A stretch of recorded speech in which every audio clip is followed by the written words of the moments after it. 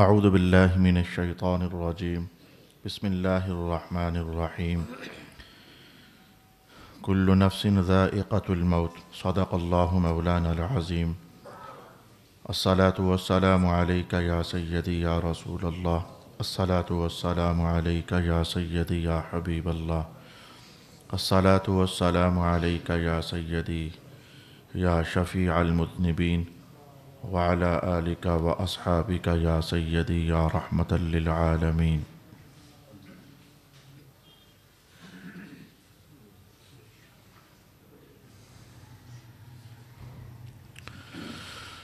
اللہ اکبر۔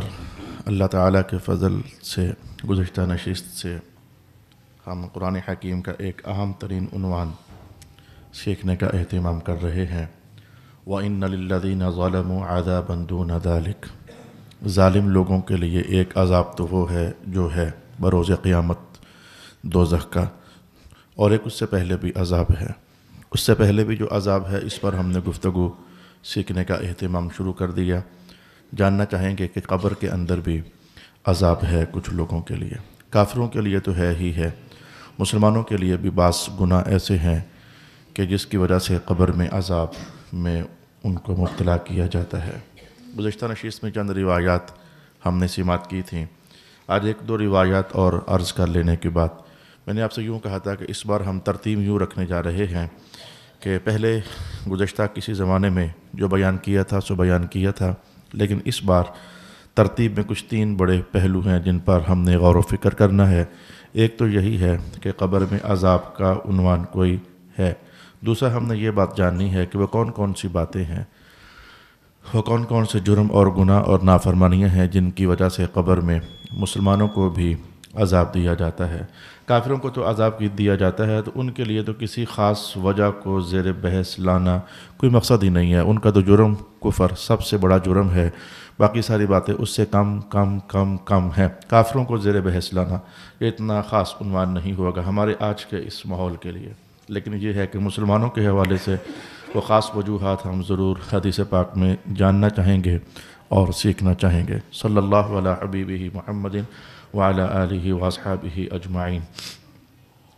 عن زید بن ثابت قال بینما النبی صلی اللہ علیہ وآلہ وسلم فی حائط لبنی النجار على بغلة له ونحن معه اذ حادت به فكادت تلقيه واذا اقبر 6 أو 5 أو 4 فقال من يعرف أصحاب هذه الأقبر؟ فقال رجل أنا.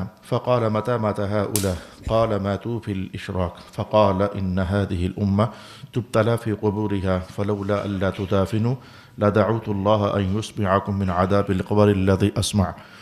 رسول اکرم صلی اللہ علیہ وآلہ وسلم کے صحابی جناب حضرت زید بن ثابت فرماتے ہیں کہ ہم سرکار دو عالم علیہ السلام کے ساتھ بنو نجار قبیلے کے باغوں میں سے کسی باغ میں سے گزر رہے تھے، تو حضور رحمت عالم جس مبارک خچر پر سوار تھے تو حادت، وہ خچر جو ہے ایسے جیسے کہ بتکا یا گھبرایا یا اس پر پریشانی کے آثار ظاہر ہوئے، تو اتنا زیادہ بتکا کہ ایسے لگنے لگا جیسے کہ ابھی رسول پاک علیہ السلام کو اپنے سے نیچے ہٹا دے گا، اس قدر زیادہ اس میں بے چینی پیدا ہوئی۔ تو آپ فرماتے ہیں کہ ہم نے دیکھا کہ 6 قبریں تھیں یا 5 قبریں تھیں، کچھ آثار دبے دبے تھے، قبر محسوس ہوتی تھی اگر غور کیا جائے، اور اگر چھوڑ دیا جائے تو شاید 5 تھیں یا 4 تھیں، یعنی کچھ ایسا تھا کہ کچھ قبریں بالکل واضح تھیں اور کچھ ذرا دبی دبی تھیں، تو ہم جج نہ کر سکے 6 ہیں یا 5 ہیں یا 4 ہیں۔ 4 تو فائنل تھی ہی تھی، 5 اور 6 تو قبریں تھیں۔ تو رسول پاک علیہ السلام نے ہم سے پوچھا کہ کوئی جانتا ہے کہ یہ قبروں والے کون لوگ ہیں؟ ہم میں سے کوئی صاحب جانتے تھے، ہم نے کہا حضور ہم جانتے ہیں یہ زمانہ کفر اور زمانہ شرک میں مرنے والے لوگ ہیں۔ اللہ اکبر۔ تو رسول پاک علیہ السلام نے ان کو دیکھتے ہوئے پھر یہ جملہ ارشاد فرمایا تھا، اس امت کے لیے قبر کا فتنہ ہے، بہرکیف اس امت کے لیے قبر کا فتنہ اور قبر کی آزمائش ہے۔ اگر تم میتوں کو قبرستانوں میں دفنانا ترک نہ کر دیتے تو وہ آواز جو کہ میں سن رہا ہوں تو میں تمہیں بھی سنوا دیتا، جو آواز میں سن رہا ہوں۔ تو قبروں کی آواز سنی جا سکتی تھی۔ رسول پاک علیہ السلام کے ساتھ بعض صحابہ ایسے بھی ہیں جو مختلف عنوانات میں مختلف سفروں میں انہوں نے باقاعدہ آواز سنی، لیکن ان کو معلوم نہیں تھا کہ وہ آواز کیا ہے۔ وہ رسول پاک علیہ السلام نے پھر ان کو بتایا تھا کہ یہ آواز قبر کے اندر جو شخص موجود ہے اسے عذاب دیا جا رہا ہے اور اس کی چیخ و پکار کی آواز ہے۔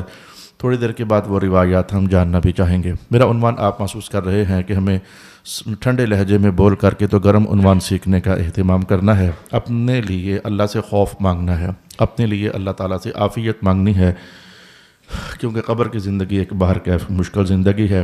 عذاب نہ بھی ہو تو میں کہتا ہوں کہ رسول پاک علیہ الصلوۃ والسلام اس دن جب کہ قبر پر تشریف فرما تھے، قبر ابھی مکمل تیار نہیں ہوئی تھی، تو انتظار تھا، تو رسول پاک علیہ الصلوۃ والسلام نے مختلف جملے بولے تھے۔ ان میں سے ایک جملہ یہ تھا، قبر سے زیادہ خوفناک منظر میری آنکھوں نے اور کوئی نہیں دیکھا ہے۔ تو یہ رسول پاک علیہ الصلوۃ والسلام ارشاد فرما رہے تھے۔ اندر تو اندر ہے، میں کہتا ہوں رات کے کسی پہر قبرستان سے گزر بھی ہو جائے، اچھا خاصا مومن آدمی ہوتا ہے، لیکن اس پر باہر کیف ایک ہیبت طاری ہو جاتی ہے، ایک خوف طاری ہو جاتا ہے۔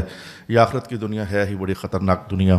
اللہ تعالیٰ ہی کا فضل ہے کہ جو اس آخرت کے سفر میں ہمارے شریک حال ہو جائے تو ان لوگوں کے لیے قبر کا سفر آسانی کے ساتھ طے ہو جائے، ورنہ مشکل بات ہو جائے گی۔ صلی اللہ علیہ حبیبہ محمد وآلہ وسلم۔ اچھا، یہ واقعہ اور ہے، یہ زندگی میں کئی واقعات ہوئے ہیں، اس میں 5 قبریں یا 6 قبریں یا 4 قبروں کا حوالہ ہے۔ ایک عن قریب میں ایک اور روایت کے الفاظ بھی آپ کے سامنے عرض کروں گا، اس میں 2 قبروں کا حوالہ ہے۔ ایک اور عن قریب میں آپ کے سامنے روایت پیش کروں گا، اس میں 1 قبر کا حوالہ بھی ہے۔ تو یہ مشاہدات جو ہیں رسول پاک علیہ الصلوۃ والسلام کے، یہ چلتے رہتے ہیں۔ میں جب کہ ابھی آپ کو ایک روایت کے الفاظ بتا چکا ہوں، تو لگے ہاتھوں ایک اشارہ آپ کی خدمت میں عرض کرنا چاہوں گا۔ علموں کی دنیا میں ایک علم ہے، علم کشف، وہ کتابوں سے نہیں پڑھا جا سکتا، ہے ہی نہیں ہے، کتابوں کے اندر وہ ہے ہی نہیں ہے، استاد سے سیکھا بھی نہیں جا سکتا۔ یہ علم الکشف جو ہے یہ اللہ کی عطاؤں میں سے ایک عطا ہے، اور علم الکشف کا حاصل کلام یہ ہے کہ آنکھ نہیں دیکھ سک رہی ہے، بات کچھ پردے میں ہے، لیکن اللہ تعالیٰ دکھا دے، پردہ نہ رہے، تو اسے کہتے ہیں علم الکشف۔ علم الکشف کی بنیاد اگر جاننا چاہو تو جس کو ہم سرکار دو عالم کی ذات اقدس کے حوالے سے علم غیب سے تعبیر کرتے ہیں، سمجھو کہ یہ انہی شاخوں میں سے ایک شاخ ہے۔ بندہ قبر کے اندر ہے، منو مٹی تلے دبا ہوا ہے، اندر کے احوال کھل جائیں تو یہ ہوتا ہے علم الکشف۔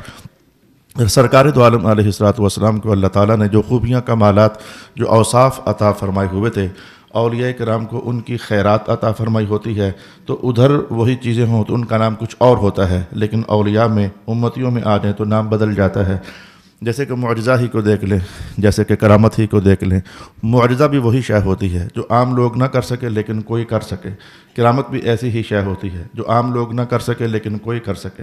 لیکن ذات اگر نبوت کی ہے تو وہاں پھر اسی کام کو معجزہ کے ساتھ تعبیر کر دیتے ہیں، اور ذاتیں اگر اولیاء کی ہیں یا خاص امت والوں کی ہیں تو پھر ان کو انہی عنوانات کے لیے کرامات کا لفظ استعمال کر دیا جاتا ہے۔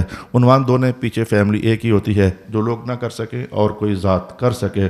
نبی ہوں تو انہیں معجزہ کہہ دیتے ہیں ان کاموں کو، اور امتی ہوں تو ان کے لیے کرامت کا لفظ استعمال کر لیا جاتا ہے۔ یہی حال یہاں ہے۔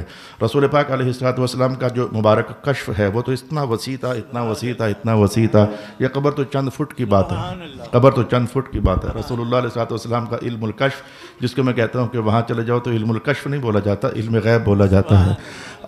ساتوں آسمانوں سے پرے کی بات حضور پر منکشف ہے، جناب آدم کی تخلیق سے پہلے کی باتیں حضور پر منکشف ہیں، قیامت قائم ہونے جا رہی ہے وہاں تک کی باتیں حضور پر منکشف ہیں۔ سرکار سے لے کر جناب آدم تک انبیاء تشریف لائے، کون نبی کب کیا کرتا رہا، یا اللہ یا اللہ یا اللہ۔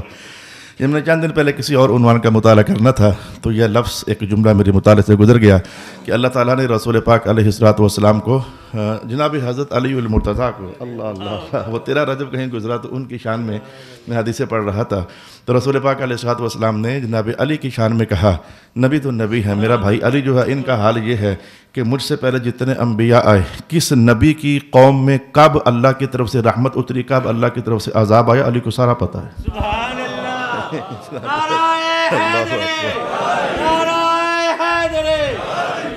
حالانکہ قرآن پاک میں تو کم نبیوں کا ذکر آتا ہے اور حدیث پاک میں تو کم نبیوں کا ذکر آتا ہے، اگر یہ سارے ذکر جوڑ لیے جائیں جو قرآن پاک میں اور حدیث میں آتے ہیں تو 100 بھی نہیں بنتے، جبکہ انبیاء کی تعداد 1 لاکھ سے زیادہ ہے، لیکن حضور فرماتے ہیں جتنی بھی ہے مجھے تو پتہ ہے ہی ہے، لیکن علی کو بھی پتہ ہے کس نبی کی امت میں کب کیا ہوا تھا۔ اعلم الناس بایام اللہ، یہ الفاظ رسول پاک علیہ الصلوۃ والسلام نے ارشاد فرمائے۔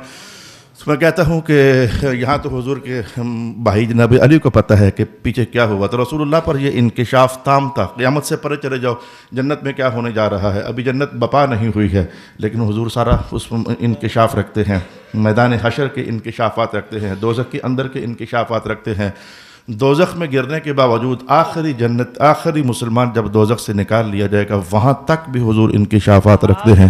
تو ایک علم کشف ایک شے ہوتی ہے جو سرکار دو عالم کے وجود اقدس میں اس کو کہا جاتا ہے علم الغیب، اور امتیوں کے ہاں آ جاؤ تو اس کو علم الکشف کہا جاتا ہے. انشاءاللہ وقت گزرے گا تو میں آپ کے لیے کچھ آئندہ زمانوں میں جا کر مزید اس پر چند باتیں عرض کرنا چاہوں گا. ایک حدیث کے الفاظ ہم نے جان لیے ہیں. صلی اللہ علی حبیبہ محمد وعلی آلہ واصحابہ اجمعین. ایک اور روایت کے الفاظ میں اب اردو ترجمہ ہی آپ کے سامنے بول دیتا ہوں. یہ روایت جناب حضرت جابر کی ہے. کہنے لگے اس دن ہم تھے حضور کے ساتھ.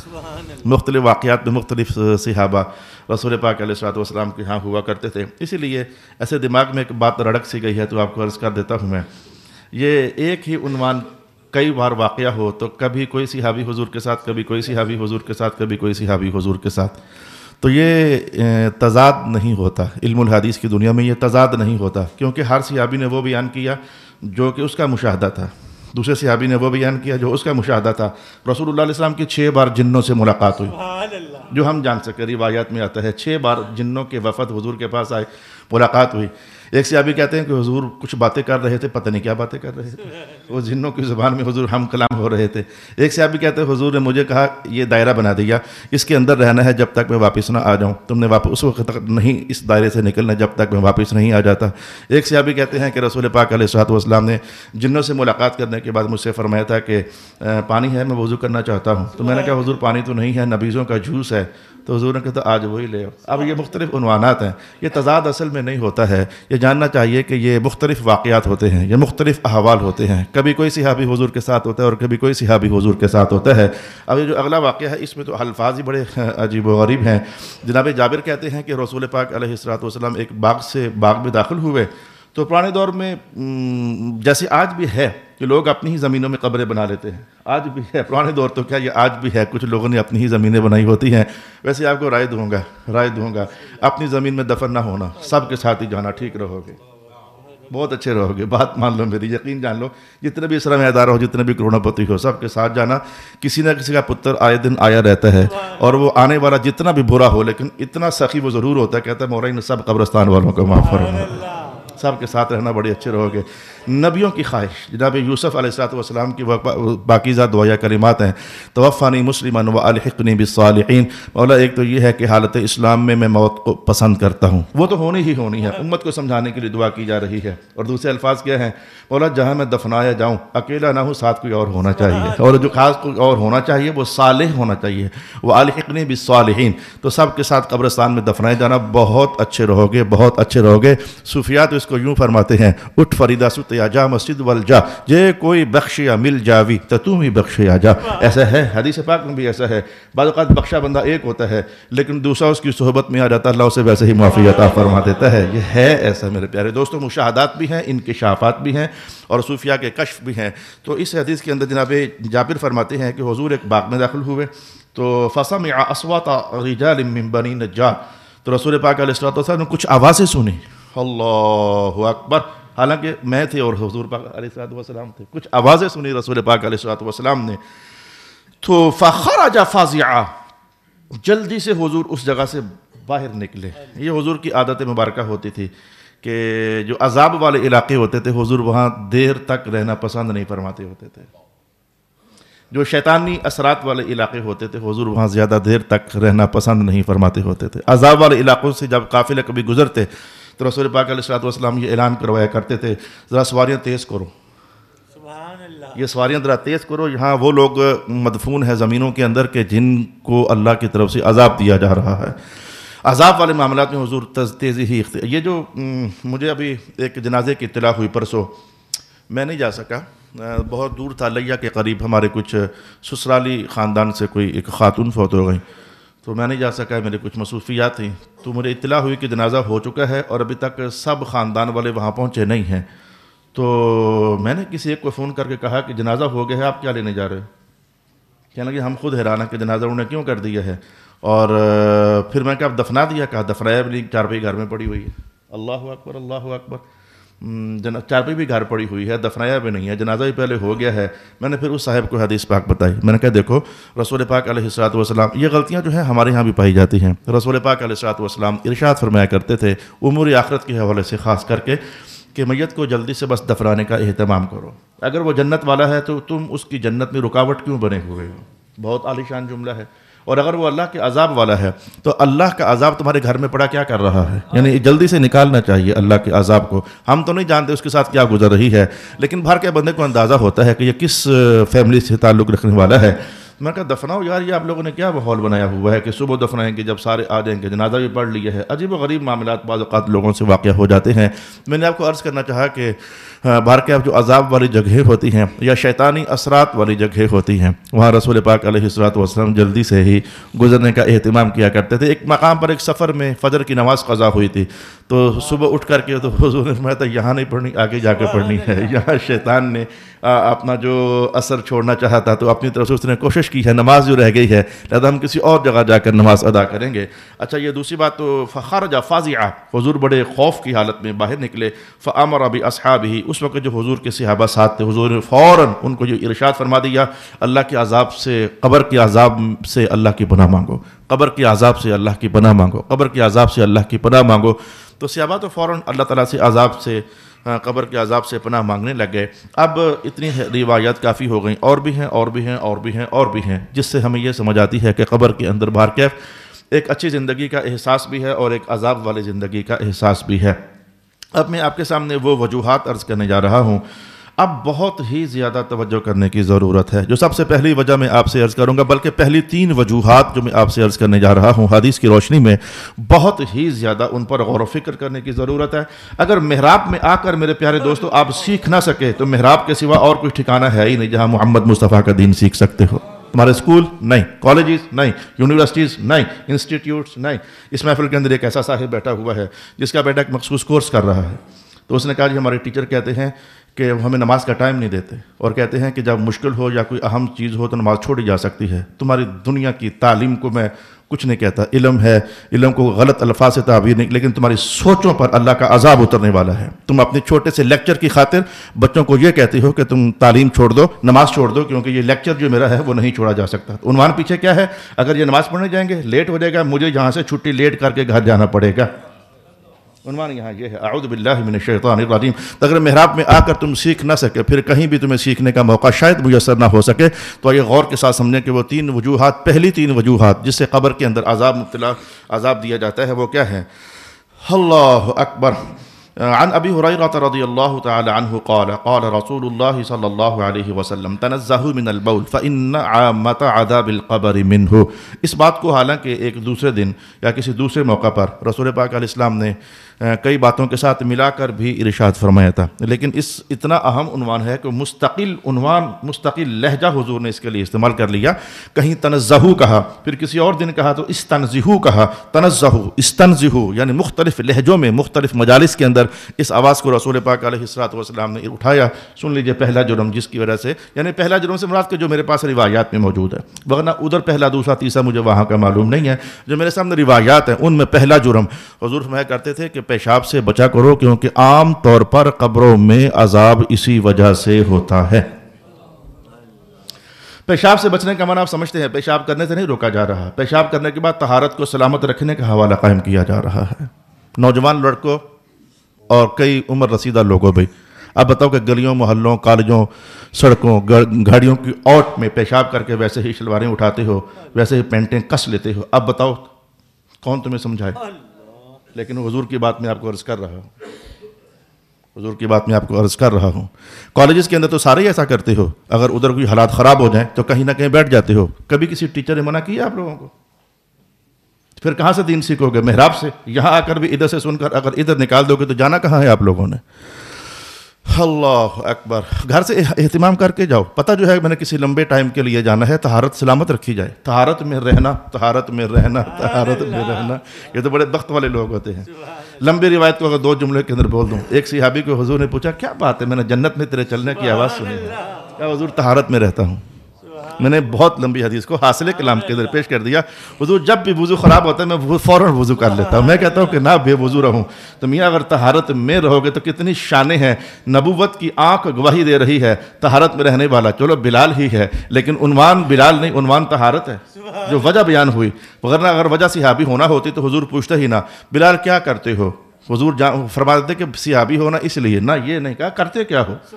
عمل پر بحث کی گئی. کہا حضور طہارت میں رہتا ہوں. کہا فبی ھذا، یہی وجہ ہے، یہی وجہ ہے. سمجھ آئی ہے طہارت میں رہنا کتنا عظیم عنوان ہے. تو لہذا اگر جتنے بندے سن رہے ہو کم از کم توبہ نہیں کر سکتے ہو اللہ تعالیٰ کے یہاں توبہ کا دروازہ کھلا ہوا ہے. آئے میرے اللہ کریم آج کے بعد باہر تو ہم سر عام تو پیشاب نہیں کریں گے لیکن گھروں کے اندر بھی احتیاط کریں گے، اہتمام کریں گے، پورا اہتمام کریں گے. ہم اپنے آپ کو چھینٹوں سے بچائیں گے. اچھا ایک تو حدیث پاک کے الفاظ ہو گئے. اب اس سے زیادہ میں کیا بولوں. اب مجھے کچھ سے زیادہ روایات بھی جاننی ہے. ہم ادھر سفر طے کرنا چاہیں گے. اگر کھلا کوئی اور ماحول ہوتا تو شاید میں ایسے ہی خام خواہ کبھی کبھی آپ کو پتہ ہے میں طبیعت میں گرمی آ جاتی ہے تو ٹھنڈا گرم بول دیتا ہوں. ادھر اگلی حدیث کے الفاظ سمجھتے ہیں صلی اللہ علیہ وسلم. اب میں ترجمہ ہی آپ کے لیے سنا دیتا ہوں. ایک سفر میں سرکار دو عالم علیہ الصلوۃ والسلام 2 قبروں کے پاس سے گزرے تھے. تو حضور پاک علیہ الصلوۃ والسلام جس خچر پر تھے تو وہ خچر جو ہے نفرت، اس میں نفرت پیدا ہوئی تھی، یعنی وہ بدکا سا احساس ہوا تھا جیسے بے چینی ہو رہی ہے. ویسے تو میں کہوں آپ کو کہ ان خچروں شچروں کو یہ بھی ایک عجیب حضور کی عظمت کی بحثوں میں سے ایک بحث ہے کہ ویسے بھی تو جانور حضور فرماتے تھے کہ سب کو پتہ لگتا ہے کہ عذاب ہو رہا ہے، صرف تم نہیں جان سکتے کہ عذاب ہو رہا ہے. لا سمعت البہائم، بہائم کو پتہ ہوتا ہے کہ قبروں کے اندر عذاب ہو رہا ہے لیکن ان کا احساس اس درجے میں نہیں ہوتا. لیکن اگر جانور بھی ہونا تو حضور کی رفاقت میں ہو اور حضور کی سواری کی ہونے کی صحبت میں ہو تو اس کا احساس بھی اتنا بیدار ہو جاتا ہے کہ وہ محسوس کرتا ہے کہ قبر کے اندر کوئی شدید تلخی چل رہی ہے. تو اس کو دیکھ کر کے تو حضور پھر فرماتے ہیں کہ یہ قبر اور یہ قبر ان دونوں کو عذاب ہو رہا ہے. اور سرکار دو عالم علیہ السلام نے جملہ اس طرح کا ارشاد فرمایا کہ معاملہ کوئی بہت بڑا نہیں تھا، حالانکہ معاملہ بڑا تھا تبھی تو عذاب ہو رہا ہے. اس جملے کو سمجھنے والی بات ہے. معاملہ کوئی بہت بڑا نہیں تھا، معنی یہ تھا کہ بچنا کوئی بہت مشکل نہیں تھا. ان دونوں باتوں سے بڑی آسانی سے بندہ بچ سکتا تھا. یہ بحث ہے کہ بات کوئی بہت بڑی نہیں تھی کہ ہم کہیں کہ بندہ بچ نہیں سکتا تھا، بچ سکتا تھا. پھر رسول پاک علیہ الصلوۃ والسلام نے فرمایا کہ جو یہ ہے ہائے یہ جاننا بھی سمجھنا چاہیے. عذاب پتہ لگ جانا یہ کشف ہو گیا لیکن حضور رحمت عالم سے کیا چھپا ہوا ہے. حضور اس سے پیچھے چلے گئے، ان کی دنیا میں اتر گئے، ان کی زندگی میں اتر گئے. کہا یہ پیشاب کے چھینٹوں سے بچا نہیں کرتا تھا. سرکار دو عالم علیہ الصلوۃ والسلام پر کبھی اس طرح کی تہمت نہ لگانا کہ حضور کو یہ پتا تھا اور یہ نہیں پتا تھا. مارے جاؤ گے قیامت والے دن، مارے جاؤ گے، رسوا ہو جاؤ گے، ذلیل ہو جاؤ گے. سرکار کے متعلق اس طرح کی بحثیں کرتے حضور کو یہ پتہ نہیں تھا، حضور کو یہ پتہ نہیں تھا. حضور کو یہ بھی معلوم تھا کہ ان کو عذاب ہو رہا ہے اور یہ بھی جانتے تھے کہ بات بہت بڑی نہیں تھی اور یہ بھی جانتے تھے کہ ان دونوں میں سے کون سا وہ ہے جو پیشاب سے نہیں بچتا تھا. حضور کو دو بندے تھے رل مل نہیں گئے تھے. یہ جو ہے نا یہ پیشاب کے چھینٹوں سے نہیں بچا کرتا تھا. اور دوسرے کے بارے میں فرمایا تھا یہ نمیمہ کرتا تھا. نمیمہ چسکے لگاتے ہو نا، جو ادھر کی بات غلط ادھر لے جاتے ہو شرارت کرنے کے لیے، لڑانے کے لیے، فتنہ ڈالنے کے لیے. اس نے یہ کہا تھا، حالانکہ نہیں کہا تھا یا کہا بھی تھا. تو ادھر کی بات ادھر، ادھر کی بات ادھر، اور اس کے بعد پھر تلاش کرتے ہو کیا مزہ آ رہا ہے جس کو آپ چغلی کہتے ہو. چغلی اور غیبت کا فرق میں نے کئی بار بیان کی ہے، آج پھر بیان کر دیتا ہوں. علم کئی بار سیکھو تو بھی اچھی ہی بات ہے. میری کہی ہوئی بات کو میں نے کہا کہ ظہیر صاحب اچھے آدمی نہیں ہے، میری یہ کہی ہوئی بات آپ نے ان کے سامنے جا کر بول دی، پوری بات ہی اٹھا کر ان کے سامنے رکھ دی. یہ چغلی ہے. اور اگر میں جو میں نے کہا وہی اٹھا کر پہنچا دیا، اور اگر میں یہ کہتا ہوں کہ کسی کے سامنے کر ایسا مثلاً کوئی غلط حرکت ہے وہ کرتے ہیں تو اب بھلے ان تک نہیں پہنچی بات لیکن کسی اور کو جو میں نے ان کا کوئی عیب ڈیلیور کر دیا ہے، یہ عیب ڈیلیور کر دینا اس کو کہتے ہیں یہ غیبت ہے. عیب ڈیلیور کرنا کسی کو یہ غیبت ہوتی ہے، اور اس کی کہی ہوئی بات آگے پہنچا دینا یہ چغلی ہوتی ہے. رسول پاک علیہ الصلوۃ والسلام نے ارشاد فرمایا کہ یہ چغلیاں کرتا تھا، یہ جو ہے یہ چغلیاں کرتا تھا. اچھا پھر سرکار دو عالم علیہ الصلوۃ والسلام کی رحمت کی بات آپ کو سنانا چاہتا ہوں. حضور نے پھر وہ ایک شاخ تھی کھجور کی، وہ منگوائی اور کٹوایا، آدھی ادھر رکھی اور آدھی ادھر رکھی، اور آپ نے فرمایا جب تک یہ دونوں شاخیں تر رہیں گی امید ہے کہ اللہ تعالیٰ ان دونوں کے عذاب میں تخفیف پیدا فرما دے گا، کمی پیدا فرما دے گا، کیونکہ یہ اللہ کا ذکر کرنے والی چیزیں ہوتی ہیں. تو مرنے کے بعد ذکر شاخیں بھی کریں تو اس کا فائدہ بھی اللہ میت کو پہنچا دیتا ہے۔ حضور کو بے فائدہ عمل کر کے امت کو تعلیم نہیں دے رہے ہیں، جو مفید چیزیں ہیں وہی کر کے حضور امت کو بتا رہے ہیں۔ تو اگر شاخوں کا ذکر بھی مرنے والے کے لیے فائدہ رکھتا ہے، تو اگر کوئی مومن بندہ پاس بیٹھ کر ذکر کرتا ہوگا یا کتاب اللہ کی تلاوت کرتا ہوگا، انکار نہیں کرنا چاہیے، بے پتر بنو اور سنجیدہ مسلمان بنو، انکار نہ کرو، یعنی اس کو تسلیم کرو کہ حضور کوئی بے فائدہ عمل کر رہے ہیں، ہماری تلاوتیں، ہمارے ذکر، ہمارے اذکار، یہاں تو بے جان چیزوں کا ذکر جو ہے وہ بھی اندر فائدے کا سبب بن رہا ہے۔ صلی اللہ علی حبیبہ محمد وآلہ وصحبہ اجمعین۔ اچھا، تو رسول پاک علیہ السلام نے وہ تر شاخیں کاٹ کر رکھ دیں۔ میں لگے ہاتھوں آپ سے عرض کرنا چاہوں گا، آپ جو پنی کے پھولوں کی چادر ڈالتے ہو، اس سے زیادہ حماقت کوئی نہیں ہو سکتی ہے۔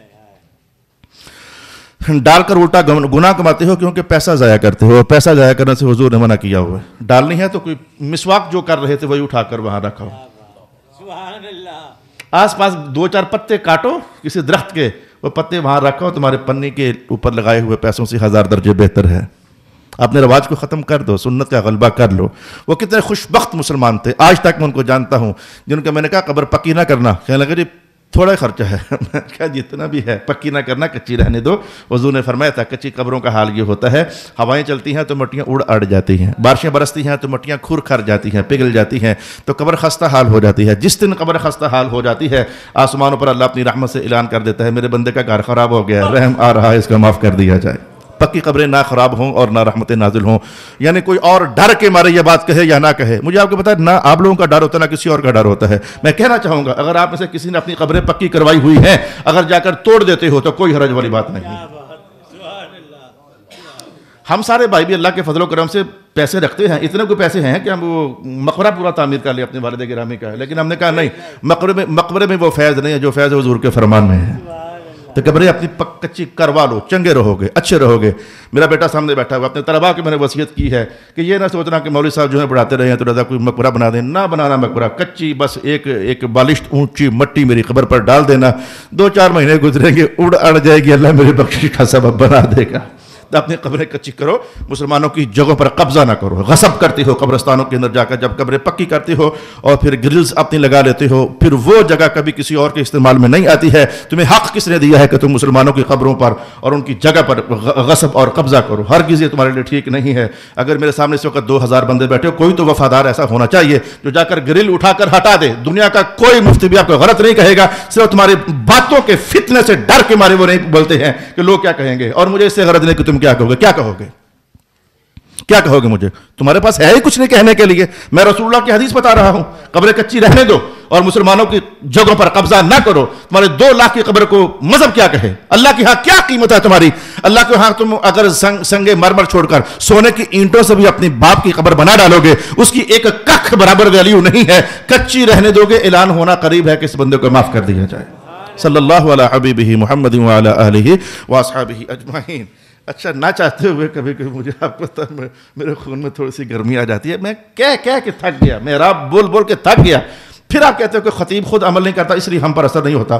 میں نے کم سے کم عمل کر کے بتایا ہے، اپنے متعلق میں نے وصیت کر دی، ابا جی کی قبر ہمارے کچی ہے، اور عمل کیا ہوتا ہے؟ اور کیا ہوتا ہے عمل؟ خطیب عمل نہیں کرتے اس لیے کہتے ہیں۔ میں کوشش کرتا ہوں کہ جو کہوں اے اللہ مجھے عمل نصیب فرما، میں کوشش کرتا ہوں۔ اس کے بعد کبھی پھر اپنے گریبان میں جھانک بھی لیا کریں کہ اے اللہ تعالی ہمیں بھی توفیق عطا فرما۔ صلی اللہ علی حبیبہ محمد وآلہ وصحبہ اجمعین۔ اچھا، یہ میں نے حدیث کے الفاظ آپ کو بتائے، اس پر اور بھی بحثیں ہیں، لیکن میں جلدی سے اپنے عنوان کی طرف بڑھ جاؤں۔ اس میں آ گیا غیبت کی بات، اس میں چغلی کی بات آ گئی اور پیشاب کی بات آ گئی۔ اس وجہ سے عام طور پر قبر میں عذاب ہوتا ہے۔ اب ذرا میں جناب یعلا بن سیابہ، یہ ایک اور صحابی ہیں، ان قریب ایک اور روایت ہے کہ اس میں یعلا بن مرہ ہیں، وہ اور صحابی ہیں۔ میں نے کہا کئی عنوانات ہیں، کئی بار یہ انکشافات رسول پاک علیہ السلام نے ارشاد فرمائے۔ یہ یعلا بن سیابہ کہتے ہیں کہ میں حضور کے ساتھ تھا، حضور قبر کے پاس سے گزرے تو ساتھ ہی آپ نے ارشاد فرما دیا اس وقت قبر والا عذاب میں ہے، یفتن صاحبہ، اس وقت قبر والا عذاب میں ہے۔ اور پھر ساتھ ہی حضور نے یہ فرما دیا یہ لوگوں کے گوشت کھاتا ہوتا تھا، ان ھذا یاکل لحوم الناس، یہ لوگوں کے گوشت کھاتا ہوتا تھا۔ قرآن پاک نے کہا ہوا ہے غیبت کرنے والا سمجھے مردہ بھائی کا گوشت کھا رہا ہے، مردہ بھائی کا گوشت کھا رہا ہے۔ ایحب احدکم ان یاکل لحم اخیہ میتا، اپنے مردہ بھائی کا گوشت کھانا پسند کرتے ہو؟ تو غیبت کو یہ اس تعبیر میں رسول پاک علیہ الصلوۃ والسلام نے ارشاد فرمایا ہوا ہے میں کہ یہ جو ہے جو اپنے بھائی کا گوشت لوگوں کا گوشت کھاتا ہوتا تھا، پھر ثم دعا بجریدۃ رطبۃ، یہاں بھی رسول پاک علیہ الصلوۃ والسلام نے تر شاخ منگوائی تھی، یہاں بھی اور یہاں بھی اور یہاں بھی اور یہاں بھی۔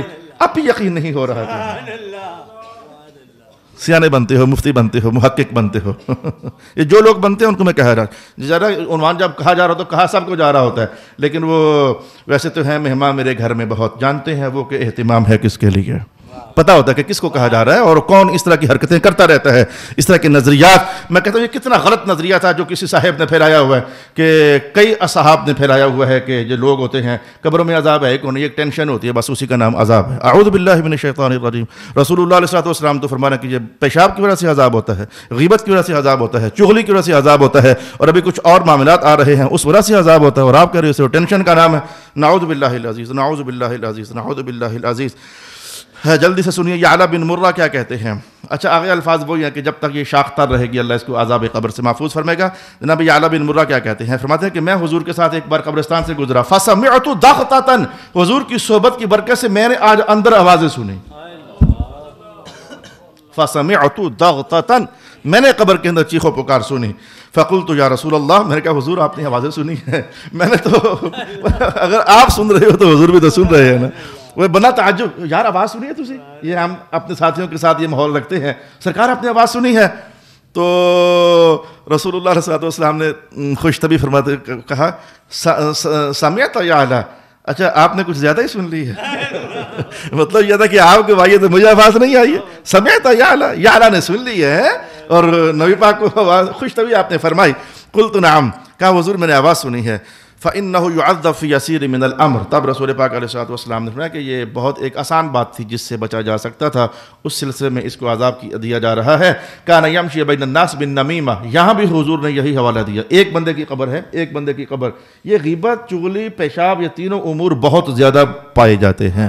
سرکار کا فرمانا عامۃ عذاب القبر، عام طور پر عذاب انہی وجوہات سے ہوتا ہے، پیشاب، غیبت اور چغلی۔ محسوس کر لو گے تو بہت برائیاں ہونے کے باوجود اگر ان کا تناسب قائم کرو گے تو آپ کو پیشاب والے معاملات اور غیبت والے معاملات اور چغلی والے معاملات بہت ہی زیادہ محسوس ہوں گے۔ وَكَانَ لَا يَتَنَزَّهُ عَنِ الْبَوْلِ، اور یہ پیشاب سے بھی نہیں بچا کرتا تھا۔ بس بات ختم کرنے جا رہا ہوں۔ ایک دن رسول پاک علیہ السلام نے، حضرت بلال حضور کے ساتھ تھے، تو حضور نے آواز سنی تو بلال کو مخاطب کرتے ہوئے، بلال آواز سنی ہوں حضور نے اپنی شان سے، بلال آواز سنی ہے؟